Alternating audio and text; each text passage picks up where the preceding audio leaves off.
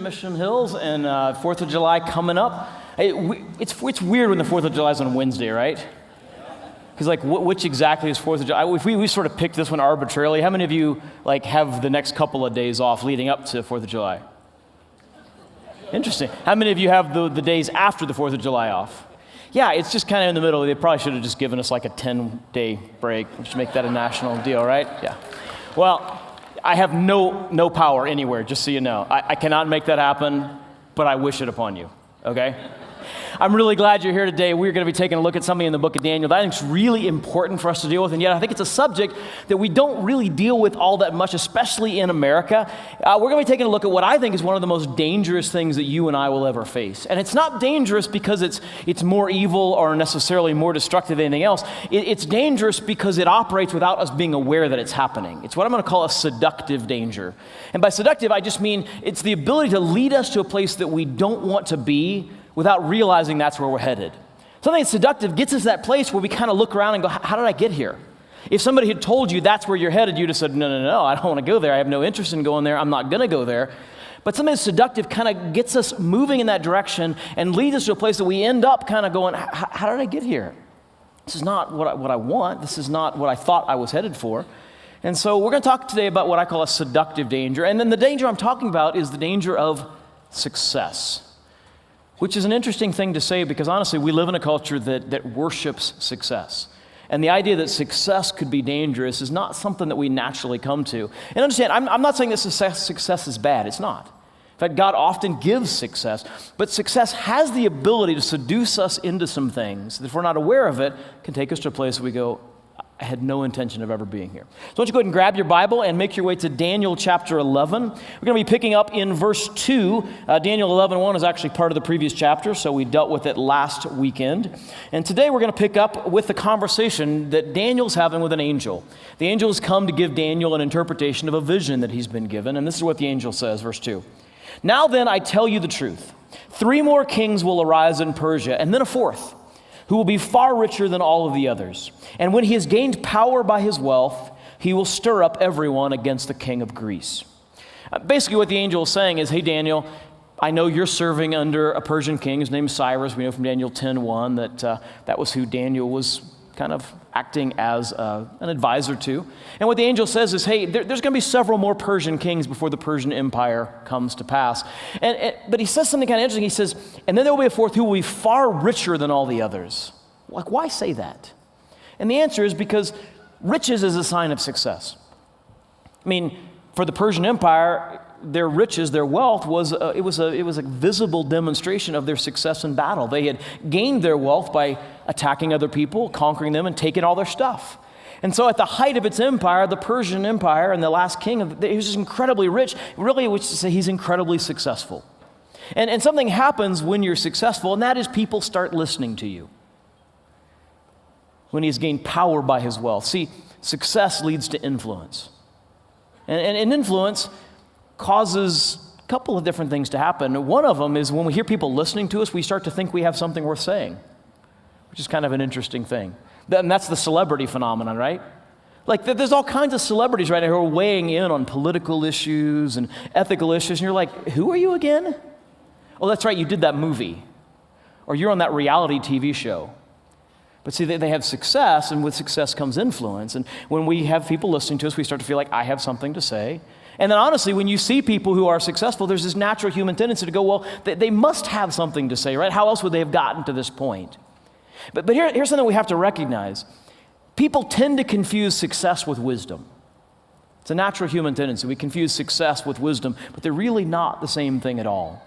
In this particular case, because of their great success, other people, other nations, and people are listening to this Persian king, and what he decides to do with his influence is to stir up trouble against the king of Greece, which turns out to have been a terrible, terrible mistake.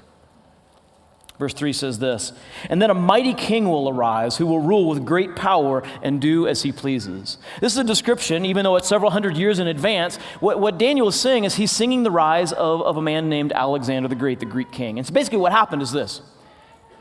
Persia kind of looked around and they saw this little nation of Greece. It wasn't a big deal at the time. And there's something about them sort of offended the Persian king. And so because of his success, people listened to him. He used his success to say, hey, we should like show that guy a lesson. And they poked him. It's a little bit, it reminds me a little bit of the crocodile hunter. You guys remember the crocodile hunter? Like, I can't believe he lasted as long as he did. Because every episode he's like, oh, this is a really dangerous thing. I'm going to poke it with a stick.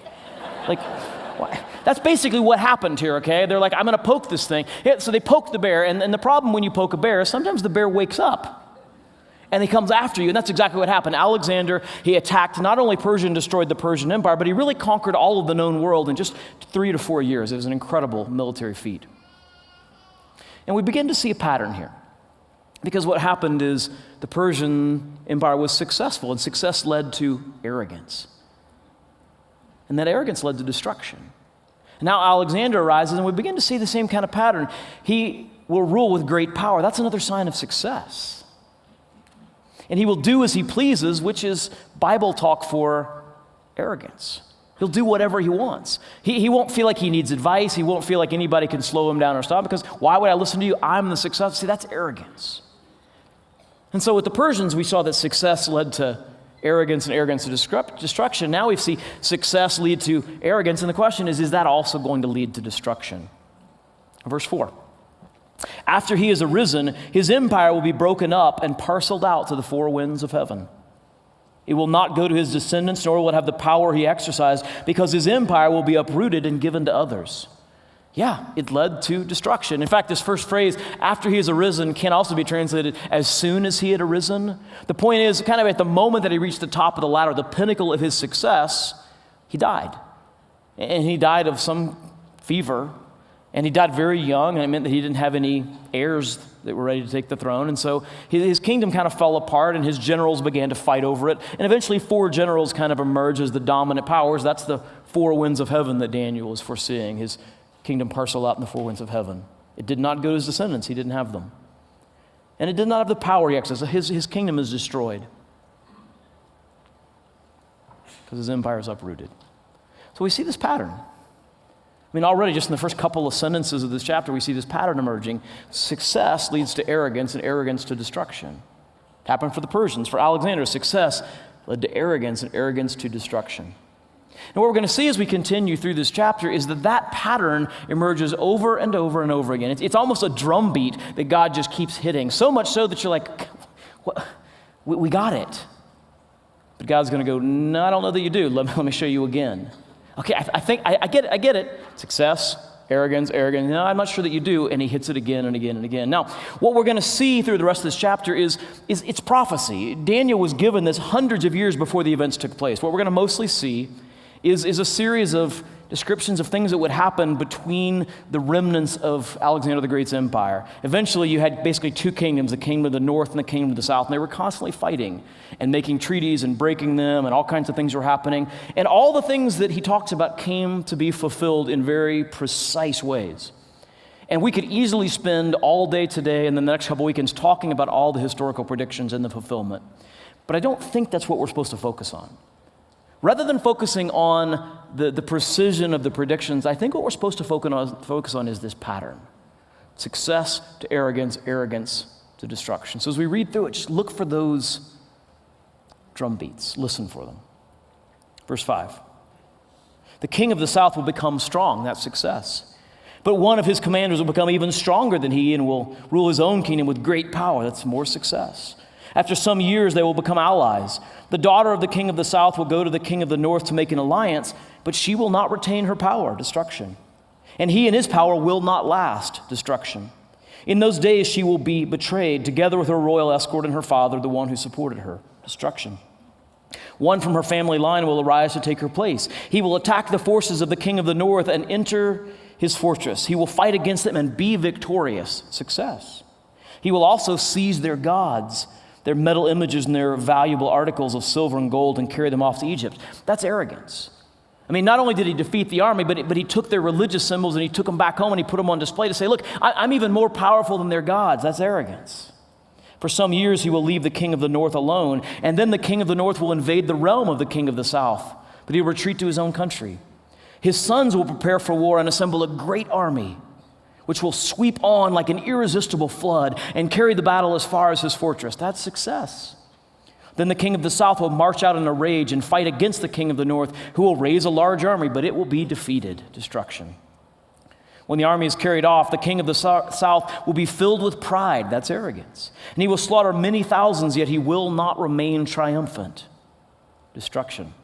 For the king of the north will muster another army, larger than the first, and after several years he will advance with a huge army fully equipped.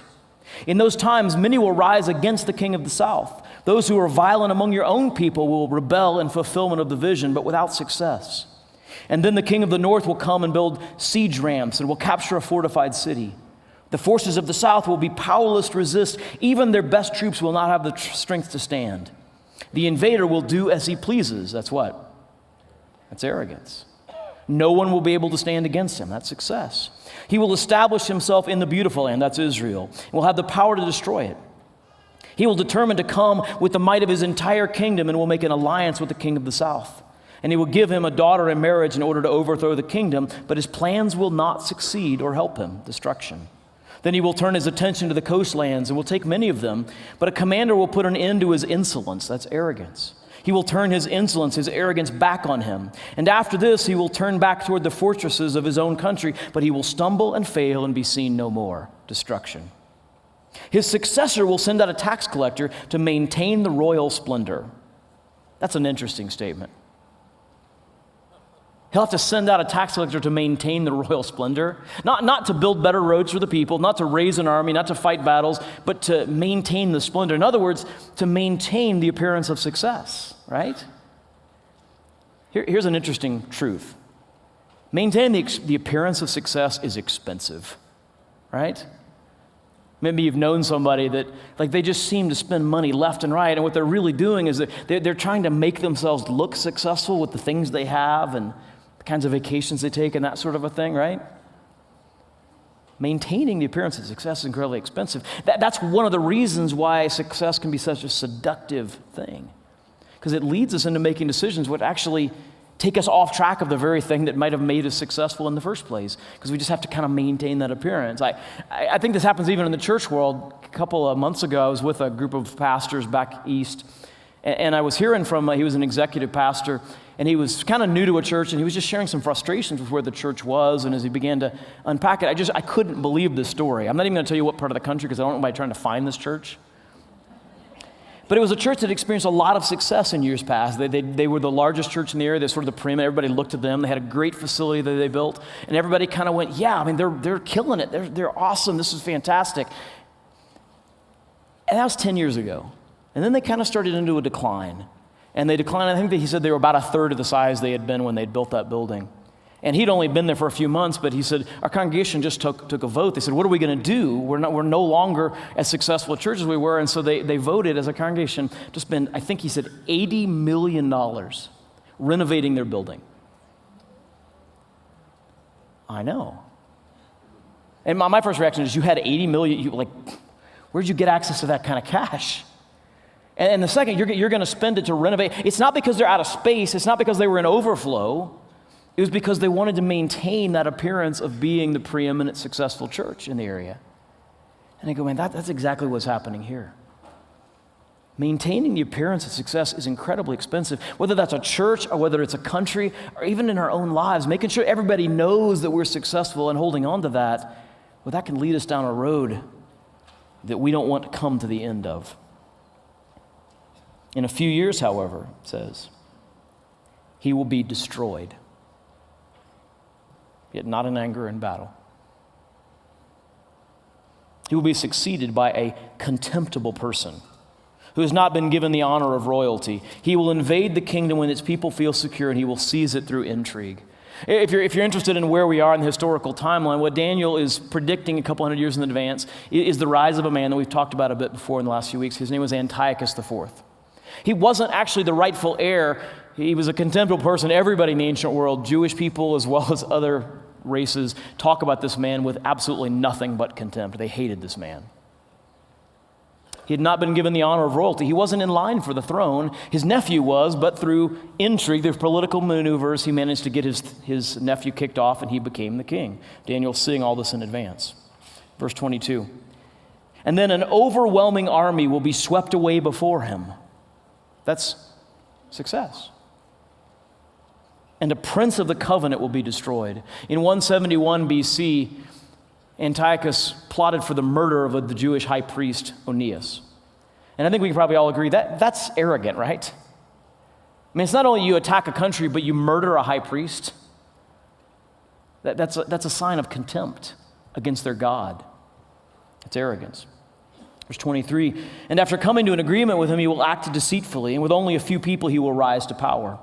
When the richest provinces feel secure, he will invade them and will achieve what neither his fathers nor his forefathers did.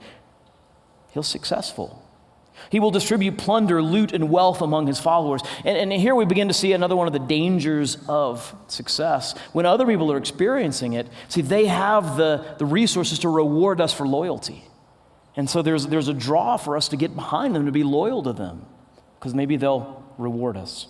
He will plot the overthrow of fortresses, but only for a time. You see the hint there that his success is short-lived. His destruction is inevitable. Verse 25, with a large army he will stir up his strength and courage against the king of the south. The king of the south will wage war with a large and very powerful army, but he will not be able to stand because of the plots devised against him. Those who eat from the king's provisions will try to destroy him. His army will be swept away, and many will fall in battle. Antiochus won tremendous battles. The two kings, with their hearts bent on evil, will sit at the same table, and they will lie to each other, but to no avail, because an end will still come at the appointed time. And in the midst of all this sort of back and forth and this chaos and these plots, and honestly, it feels a little bit like a soap opera, right? Like a soap opera played out over several hundred years over on an international scale. Well, God says in the midst of all of that, there's this little reminder that the end's going to come, but at the appointed time, that there's a countdown clock running, that there's a timer. And it's a reminder that God is in control even when it feels like he isn't. God's in control even when it doesn't feel like he is. What God says to his people at this point is, don't be fooled. Don't give up hope. I know it looks like the success of these people is threatening your well-being, and it seems even to be threatening my sovereignty, but it's not true. I'm watching the clock. This is all under my control. Verse 28, the king of the north will return to his own country with great wealth, success. But his heart will be set against the holy covenant. He'll come against the people of God. That's arrogance. He will take action against it and then return to his own country. Interesting historical note. What happened was Antiochus attempted to take Egypt. He didn't quite succeed. There were some negotiations, and he left. And on his way home, he came through Israel, and he came near to Jerusalem, and he heard that there was a party going on in Jerusalem. And when he asked what they were celebrating, what he heard was they were celebrating the fact that Antiochus was dead. A rumor had spread that he had died down in Egypt, and so they threw a big party to celebrate it. So basically, he got there to his own funeral celebration. He was not happy. His response is not what we would call measured or reasonable. He slaughtered thousands of people in Jerusalem. That's what it means that he took action against it. And there's arrogance there. Verse 29, now at the appointed time he will invade the south again, but this time the outcome will be different than what it was before. Ships of the western coastlands will oppose him, and he will lose heart. This is a reference to the Roman armies. That some Roman generals actually brought some ships in and stopped him on his way south. This is really the first time we'd seen Rome kind of interfering in this part of the world. He wasn't sure what to do about him, so he turned around and he went home. Then he will turn back and he will vent his fury against the Holy Covenant. He got back to Jerusalem and he remembered the party they threw last time. And like a petulant child, he killed hundreds, if not thousands more. But then you have this interesting statement. He will return and show favor to those who forsake the Holy Covenant. Something different happened this time. On his way back, he remembered the people that had opposed him and celebrated his death. And so he began to attack them again. But this time, he encountered another very different group of people from Jerusalem. He had a group of people who kind of met him and went, hey, we're on your side. We're totally Team Antiochus. Don't come after us. We're with you. And the way that it's phrased is they had to forsake the Holy Covenant. In other words, to support Antiochus, what they had to do was they had to break the law of Moses. They had to basically renounce their faith in God to get behind Antiochus. And the question you have to ask at that point is, what would lead them to do that? And the answer is success. They saw Antiochus' success. In spite of some minor setbacks, he was incredibly successful. He was incredibly powerful. He was incredibly wealthy. And the natural tendency is to go, how can I oppose somebody like that? I'm not stupid. I don't want to commit suicide, so I need to get behind him. I need to join that team. And here we begin to see another side to the power of success, the seductive power of success. See, our success, when we experience success, our success tempts us to arrogance. But others' success tempts us to compromise. To go, I think she's going to be the next CEO. I think she's going all the way, so I need to get on her good side. And you know what? What she's asking me to do, it's not really, really, really, really, really wrong. It's just like kind of, sort of really wrong. So maybe if I do this thing, she'll know that I'm on her team. And so what happens is we make these little steps of compromise. Because we see where this person's going. We don't want to be in front of them because we don't get steamrolled over. And really, we want to be seen to be supportive because they're going to get to a place where maybe they can return the favor. Or at the very least, I don't earn their anger and their wrath. So we make these compromises to get behind them, and that's what's happening here. They've forsaken their faith in order to support success. Verse 31 says, his armed forces will rise up to desecrate the temple fortress and will abolish the daily sacrifice. And then they will set up the abomination that causes desolation. Antiochus forbid the daily sacrifices in the temple. And beyond that, he put up an altar to the Greek god Zeus in the temple grounds, which rendered the ground unconsecrated. So it couldn't be used for sacrifices even if Antiochus had allowed it. But he wasn't allowing it, and there were Jewish people that were enforcing it. They were enforcing his new rules and his laws, and honestly, his religion, because they had forsaken the covenant. Verse 32 says, with flattery, he will corrupt those who have violated the covenant. Those people who said, we're Team Antiochus, we're going to get behind you. We're not stupid. We see where the success train is headed. We want to be on board. With flattery, he continued to corrupt them because that one little step turns into another step and another step, and pretty soon you're in a place that you would never have dreamed of. If anybody had come to these Jewish people and said, hey, in a couple of months, you will have abandoned your faith, you will have compromised your principles, and you will become a traitor to your own country, and you'll be supporting a foreign dictator against your own people, they would have looked at you and gone, there's not a chance, I'm not doing that. And yet that's where they are. Because others' success seduces us into this compromise that takes us to a place we never thought we were headed. But there's another group of people here. And it's interesting the way they're described. He says, but the people who know their God will firmly resist him. The people who know their God, and it's interesting, he doesn't say the people who have stronger faith. He doesn't say the people who, have like bigger spines, stronger spines, or more guts. He says the people who know their God. And the question that we're supposed to ask at this point is, know what about God? What is it they know about God that allowed them to escape or to resist the seduction of Antiochus' success? Is it possible that what they knew about God was a truth that we've seen time and time again in the book of Daniel, which is that God rebukes arrogance? We've seen it over and over again. God rebukes arrogance. Success leads to arrogance, and God does not let arrogance stand. God rebukes arrogance, and it leads to destruction. I think what these faithful Jewish people knew that allowed them to resist the seduction of his success was, this isn't going to last. We know who God is. We know how he feels about human arrogance. We know what he does with human arrogance. We know that destruction is coming. It's inevitable. It may not be today, it may not be tomorrow, but there is a day coming, and it is inevitable. It is inexorable. It's going to happen. And so they resisted. But not just them. Also, verse 33 says, those who are wise will instruct many. They told other people, don't be fooled. Don't be seduced into this. He's going to come in. This train is going to get derailed. It's going off the tracks. It's just a question of a when, and you don't want to be on board that train when that happens. So they instructed many, though for a time they will fall by the sword or be burned or captured or plundered. Refusing to get behind somebody's success can be costly for a time. When they fall, they will receive a little help. And many who are not sincere will join them. At a certain point, those who resisted Antiochus actually managed to achieve a little bit of independence around the precincts in Jerusalem. And as is often the case, when there's a little bit of success, people are like, hey, I'm on board.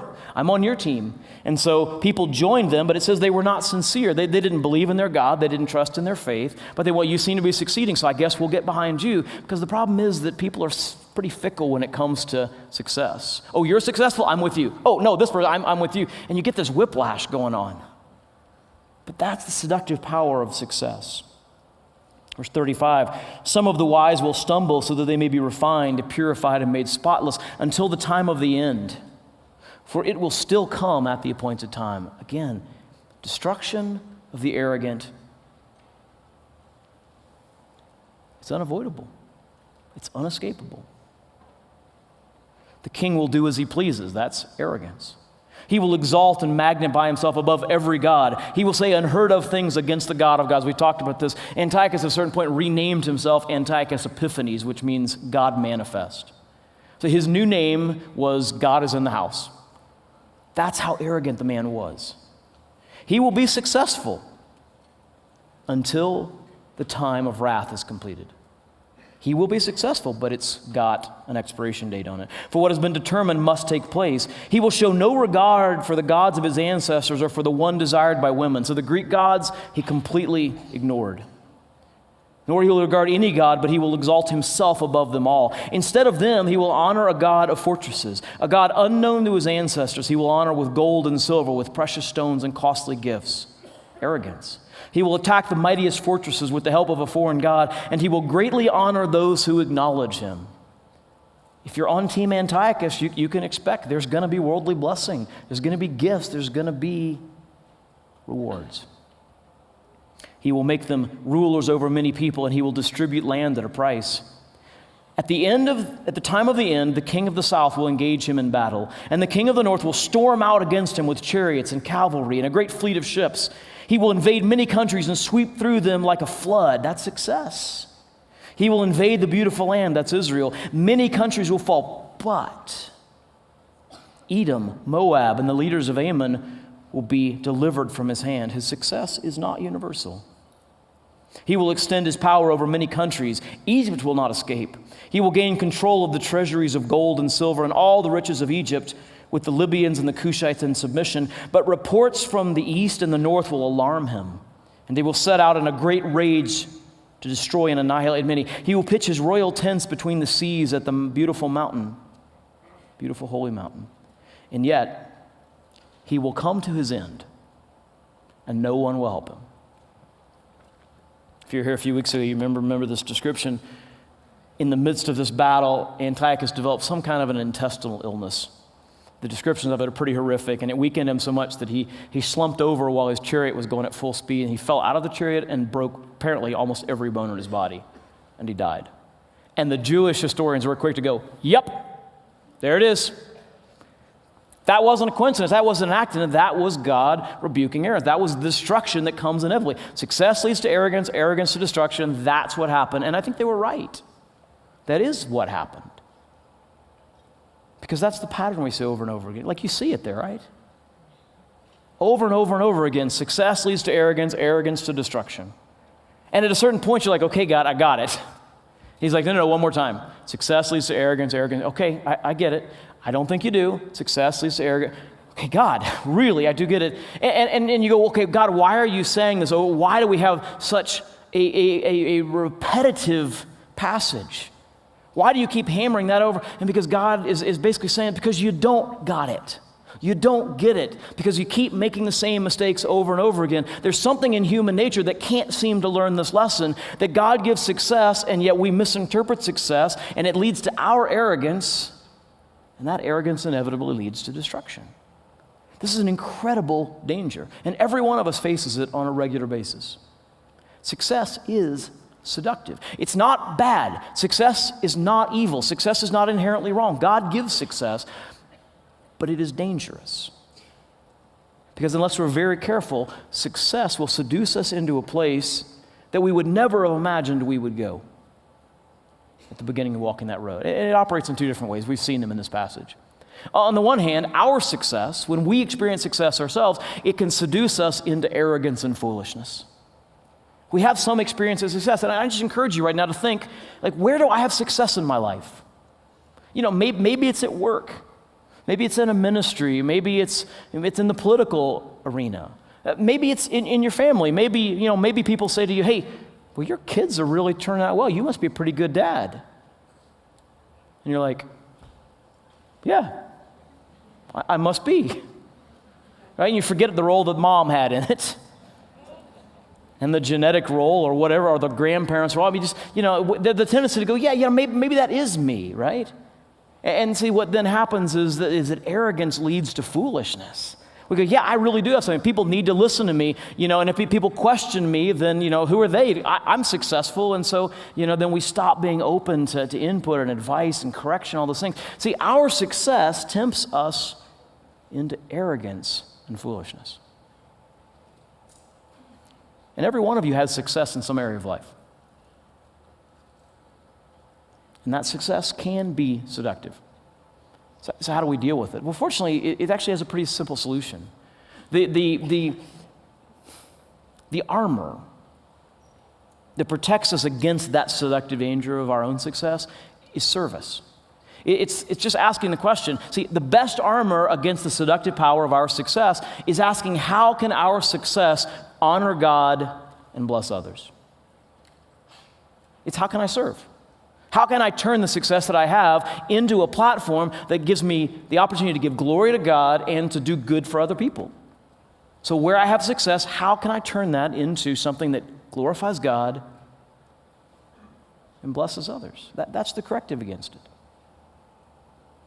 Now, there's another side to it, and that is there's another side to the seductive power of success, and that is if it's somebody else's success, others' success can seduce us into compromise, into those little steps along the way. That we go, this is not really on the straight and narrow, but it's not that big a deal, and honestly, it looks like they're going to be able to reward me in a little bit, or I don't want to be on their bad side, so I need to do whatever I need to do to be a team player. And what happens is, step by step, we find ourselves compromising our principles, our morals. And we end up getting off the path. We get on a train that's going to derail. And we don't want to be there when it happens. Here's the thing. In all of this, in all this political intrigue and battles and wars and rises and falls and success and arrogance, there's one really clear truth that God wants you to hear today. And it's just this, that we thrive when we refuse to let worldly success seduce us. We thrive when we refuse to be seduced by worldly success, whether it's our success or somebody else's. That's the only path to thriving. So 3 questions for you. Question number 1, where has success distorted my view of myself? Where have you experienced success? Maybe it's in your family, maybe it's at work, it's in a ministry, it's in the political arena, it's in sports, it's in academics. Where have you experienced success? And where has that begun to distort your view of yourself? And the second question is, what steps do I need to do to correct that distortion? How do I need to serve? How do I need to turn the success that I have into a platform to glorify God and to serve others? That's your best corrective. How does God want you to use your success to glorify Him and to serve others? And then question number 3, where am I tempted to compromise to support someone else who is successful? I think we all face this danger on a regular basis. Where are you tempted to make those compromises? Interestingly, they're not always moral issues. Sometimes it's a temptation to compromise just to not be true to who God's made you to be. I experienced this just recently. I went away a couple weeks ago, and I spent a week planning and praying for the 2019 preaching calendar. And the first day, I said, you know what I think might be helpful? I'm going to take a look at some other really successful churches and see how they're preaching. And by the way, successful for me is I wanted to see churches that are doing a great job of engaging people and helping them become like Jesus and join Jesus on his mission in the world. It's my definition of success. So I looked down at a church I respect in Arizona, Sun Valley, and I said, what do their preaching series look like? And I went, well, maybe I should kind of preach like they're doing. And worked on that for a while. And I was like, well, I respect Life Church out in Oklahoma. Let me see how that pastor's preaching. So maybe I could do some sermons like he's doing. And I was like, well, that's not working. How about, there's North Coast, Larry Osborne out in San Diego. He's a mentor of mine. It's like, I'm gonna listen to him and some of his sermons and go, I'm gonna preach like him. And I spent the entire first day of this week and I had nothing. I was so frustrated. I was like, I keep going down roads like, but I don't think I can. And it wasn't until that evening, late at night, where I heard the Holy Spirit speak to me and say, hey, stop trying to be like them. Just be who I made you to be. And I woke up the next morning and I went, you know what? Those are successful churches. They're good churches, but I'm not wired like they are, and I'm not going to try to be like them. I'm just going to be who God's called me to be. And it all came together. 2019 is going to be a great year. I'm excited about it.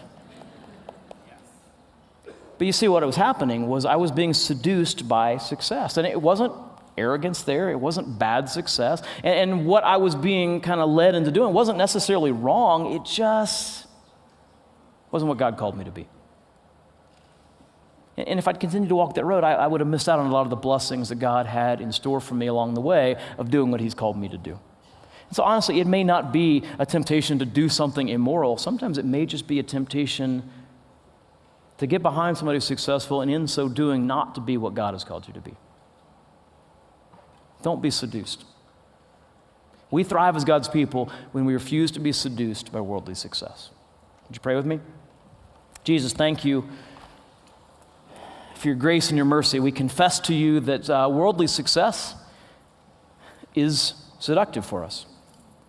We confess to you the arrogance that comes when we experience success and we begin to take our eyes off of you and we begin to take our eyes off of others, and we stop asking the question of how our success can glorify you and do good for others. And we confess that, we ask for your forgiveness, and we receive it gratefully. Turn our hearts to you and to serving. We confess, Lord, that the success of others often tempts us away from what you've called us to be, sometimes making significant compromises, and we ask for your forgiveness. We receive it gratefully. Lord, help us to fix our eyes upon you, to be lockstep with you, and have eyes for nothing else. In Jesus' name, amen.